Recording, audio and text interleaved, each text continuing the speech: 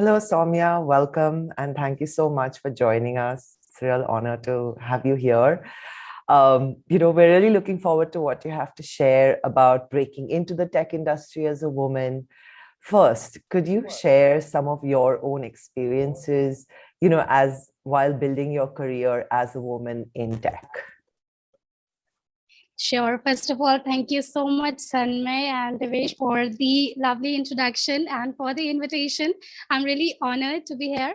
So yes, talking about my experiences, let's start with my own experiences. So I'm a class of 2021. I completed my engineering from Delhi, from India itself.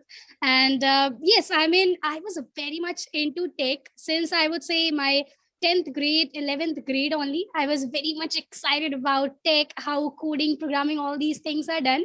So like in my syllabus, when I was in a school, so there was a subject C++, and that was something which got my interest into programming. At that time, what I used to do, I used to just mug up all the theory stuff, like how the data structure work, how arrays, how all the stuff are done in programming.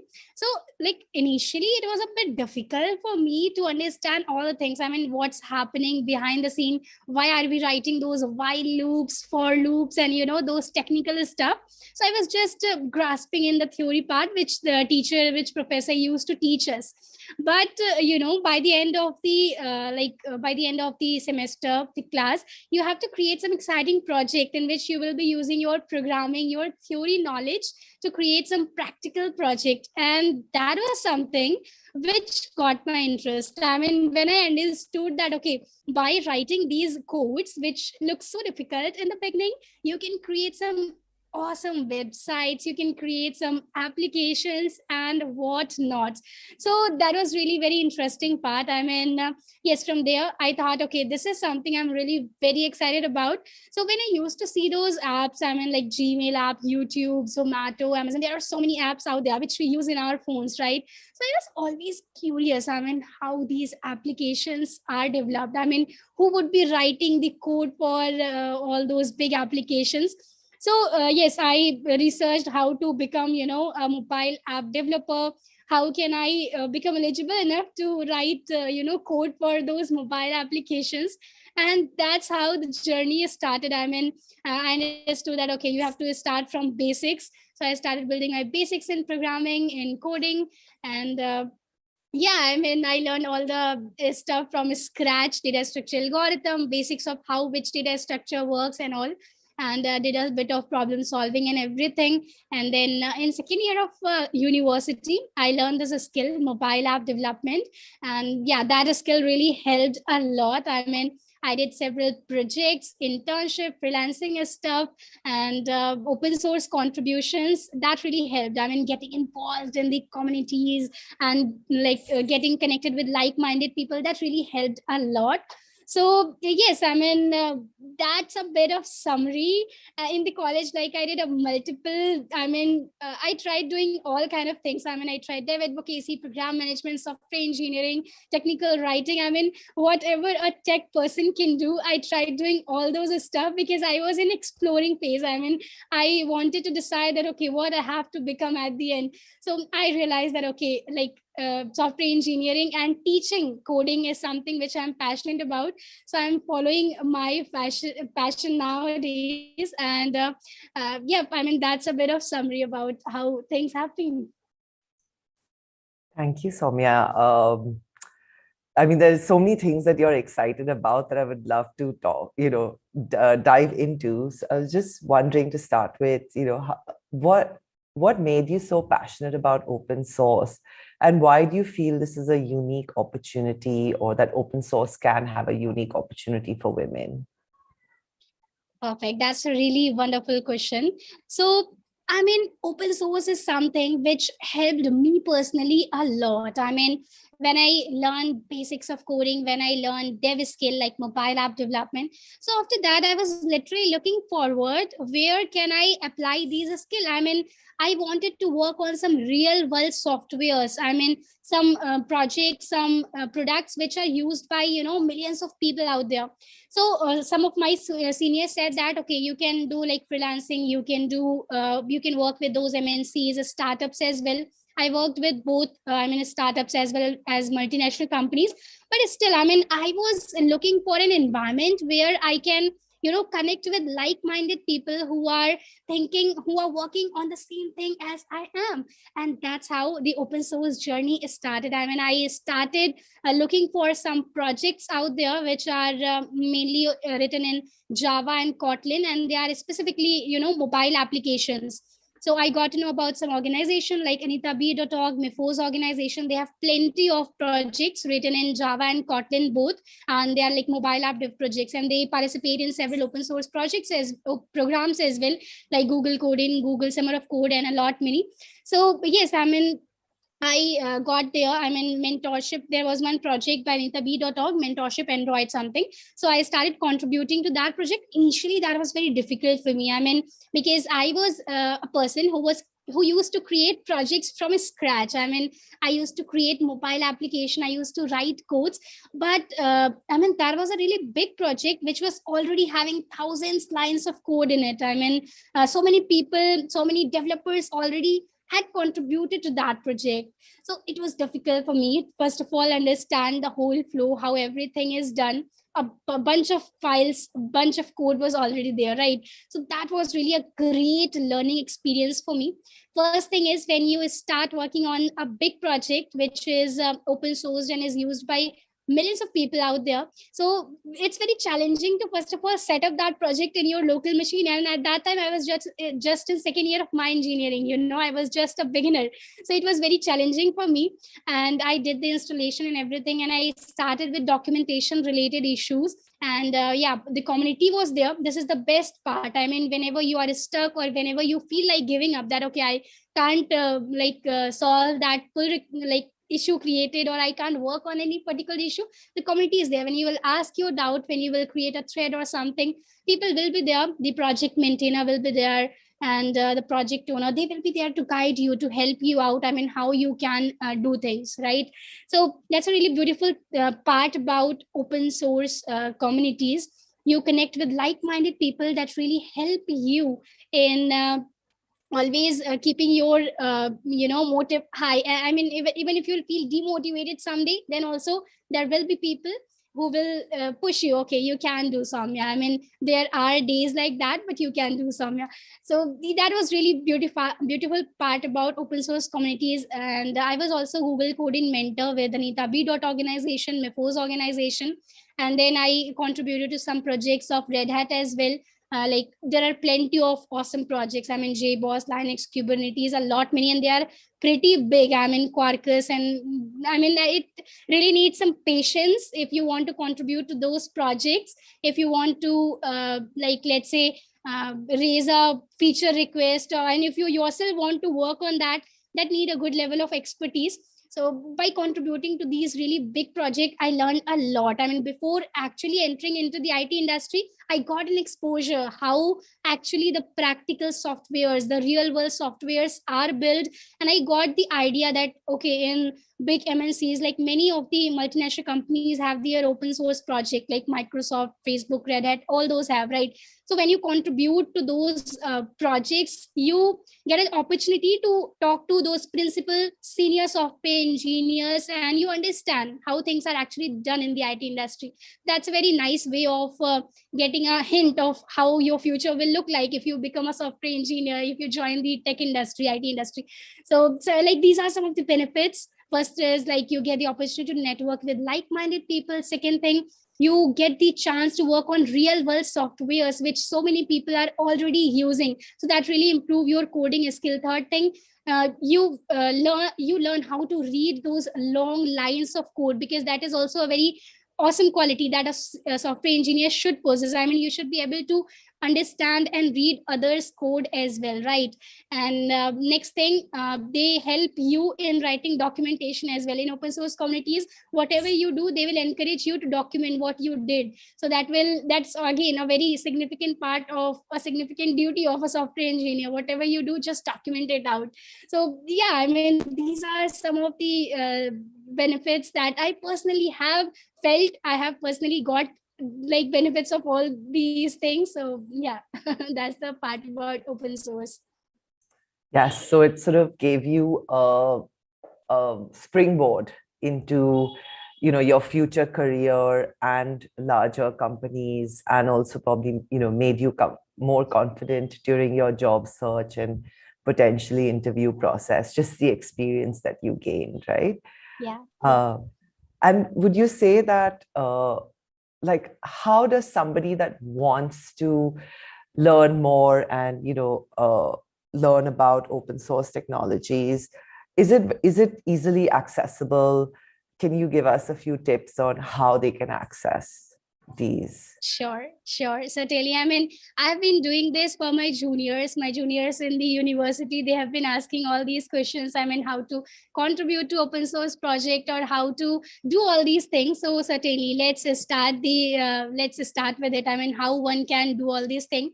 So, basically, if you want to start your open source journey, if you want to do open source contribution, so I think like first thing is you should figure out your interest. And let me clarify, it's not only that if you are a coder, then only you can do open source contribution. If you are a designer, if you are into research and stuff, if you love documenting things, then also you can contribute to those open source project. You can help the open source organization in a variety of ways, right? And you will along, like when you do all these things, you will learn a lot many things, really. So I would say the prerequisite, if you want to do open source contribution, if you have to contribute to any project which is open source out there, so first thing you need is your GitHub profile. That's very easy to create. I mean, yes, I have some videos out there on my channel as well. I have two channels, two YouTube channel. You can check out the detailed demo and everything there as well. So first thing is you have to create your GitHub profile, and Git should be installed, which is a VCS, I mean version control system. It should be installed in your system. Once you have these two things, you are good to go. You just need to find the right project for yourself, the right open source project. Let's say if you are very much interested into mobile app development, so you can use the explore the search feature on GitHub. I mean, you can put those filters like Java, Kotlin, or there are hashtags as well, mobile app development, web app development, and that will show you a list of open source projects. Right, you can sort them out in any order, in order of number of forks that are there on the project. And in such way, I mean, you can try to find the right project for you. You will go on that project, you will read the documentation of the project, like what the project is about. And if that really excites you, then you can certainly start contribution. And there is another way to find the right project for yourself, because this is something which many people are not sure about. I mean, there are so many awesome projects out there, but once they have a decent knowledge of how to use GitHub, how to use Git, then also they are confused. I mean, how to start the open source journey, So it's important that you find the right organization, right project for yourself. You can also go to the portal of GSOC, where there are a lot many projects by Red Hat and other projects as well. You can check them out. If that excites you, you can filter again with the help of the language technology that you are excited about. And if you feel that okay, you are willing to contribute to that project, then you can start contributing. There will be a lot many people. You will get the IRC link there on the page, where everyone, like in the community, in the open source community, would be discussing stuff. It might be the Slack, Zulip, or any such platform, right? So yeah, that's the thing. Prerequisite is a GitHub profile. You should have a decent knowledge of how Git work. If you have to make your first pull request, then how will you do that? It's a simple 4 to 5 steps are there. The commands are there. You have to make your changes. You have to git add, git commit, git push. It's as simple as that. I mean, you can again check those tutorials if you want to make your first pull request. And yep. So this is in short, I mean, this is the entire process how you can start your open source journey. Yeah. And it looks like this conversation has definitely inspired the audience. We have an audience question. Which language, to get started with for open source, and some tips to network with the maintainers of open source repositories? Sure. So yes, I mean, let's divide the questions in parts. So first question is which language to get started with for open source. So in open source, I mean, there are a lot many projects. I mean, you will get projects written in Java, in C++, Python, JavaScript, a lot many projects, right? Now the question is, what is the technology, what is the language that you are excited about, right? So let's say like if I talk about myself, so I initially in my school I learned C++, but gradually, I mean, my interest towards Java was more, I mean, I was more inclined to Java uh, because of plenty of reasons. So I mean, I was interested into Java, Kotlin, and mobile app development, those kind of technologies. So I started searching for the projects which are mainly written in these languages, and they are around these domain, these technologies, right? So that's how you can do. And let me clarify one more thing. I mean, I have gone through this phase, so I think I can help you out here. So when I was in initial years of my engineering, so I was also very much confused. I mean, which language should I learn, which will help in my placement, in getting good internship at any multinational company, and a lot many doubts were there, right? So I did a lot of research. I mean, at that time when I was in college, machine learning was also kind of a buzzword. Many of my friends were taking courses of machine learning, AI, artificial intelligence. I was also certainly very confused. I mean, should I do web development, artificial intelligence, machine learning, Python, Java, C++, which language, which technology? What I did kind of research around all these technologies, all these domains for kind of one week. I gave 1 week to each of this. Let's say web development is there, so I kind of researched about web development, like what technologies are needed. I mean, HTML, CSS, what is the scope if I learn this tech domain, if I learn this skill?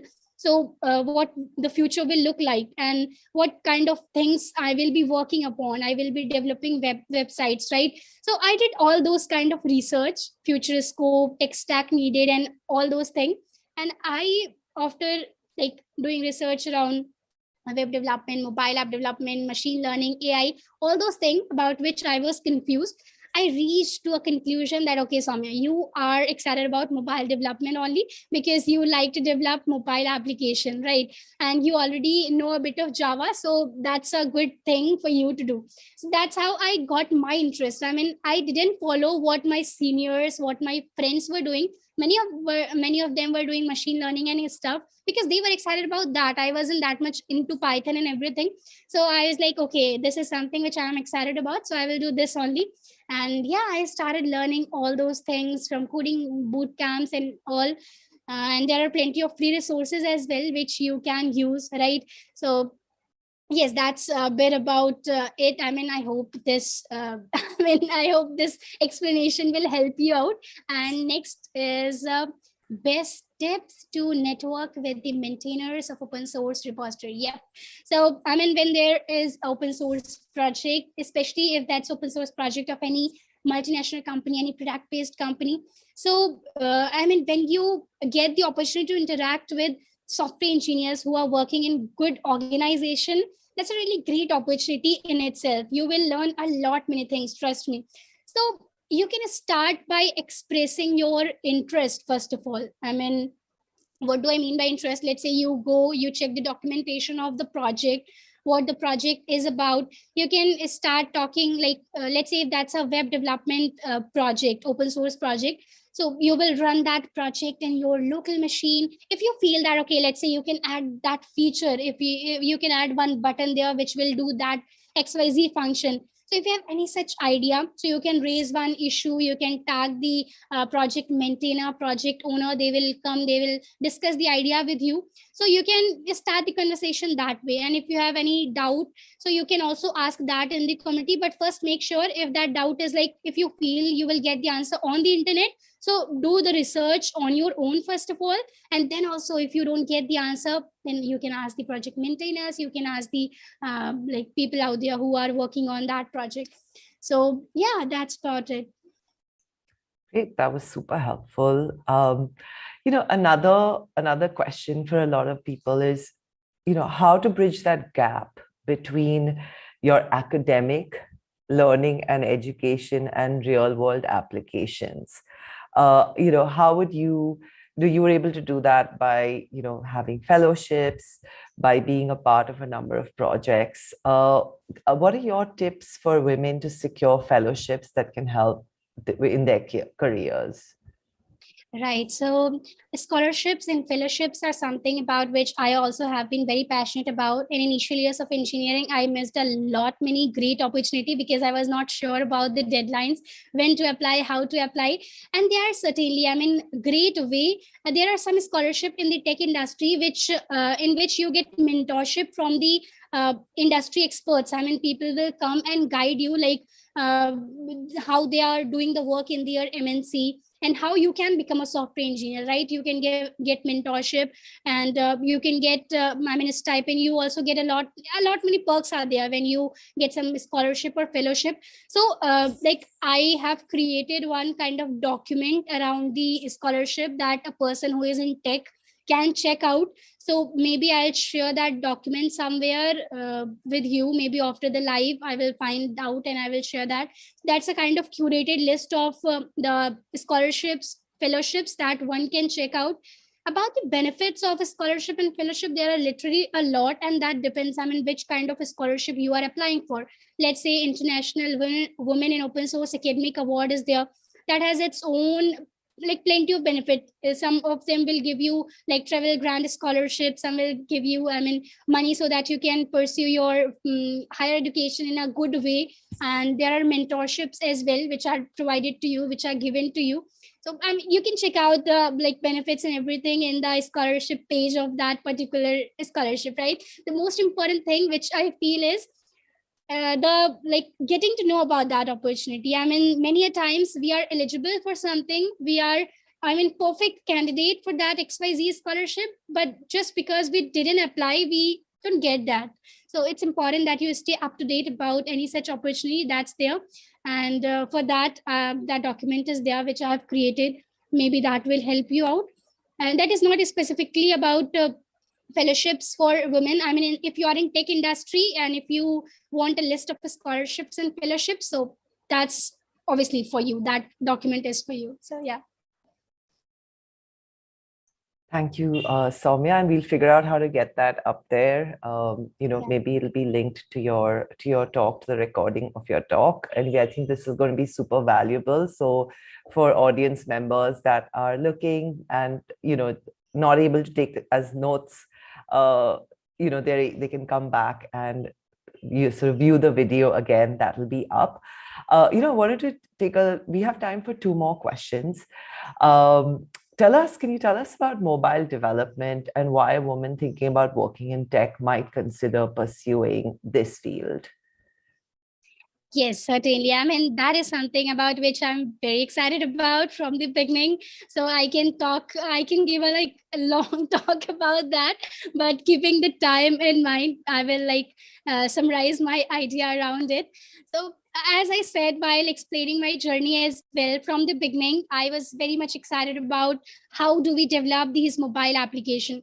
So first of all, if you want to learn any particular domain, any tech skill, there are 3 to 4 parameters which I think one should certainly consider, right? First thing is, what are the prerequisites for learning that skill? For mobile app development, there are multiple parts. If you want to become a native mobile app developer, if you want to develop mobile application for, let's say, Android platform, like I initially learned that thing, how to develop Android application. For that, you will need Java, Kotlin. Nowadays, there is passion of like cross-platform apps as well. I mean, many startups, many companies prefer hiring people who have this knowledge. I mean, if they develop applications, so that can be used for variety of platform, for let's say iPhones as well, for Android phones as well. So that's another thing. For that, you will need to learn different set of language, tech stack, different tech stack is there, right? So you can do your research.